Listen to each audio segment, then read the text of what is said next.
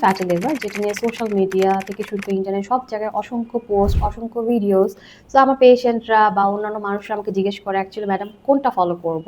So আমি personally বা যেটা ফলো করবো আপনাদেরকে বলবো সেটা হচ্ছে অলওয়েজ ইন্টারন্যাশনাল যে গাইডলাইন বা ইন্টারন্যাশনাল পেপার স্টাডিজ এগুলো ফলো করার চেষ্টা করবেন, বিকজ হচ্ছে এখানে সব ইনফরমেশনগুলো থাকে এভিডেন্স বেস, সায়েন্টিফিক্যালি প্রুভেন।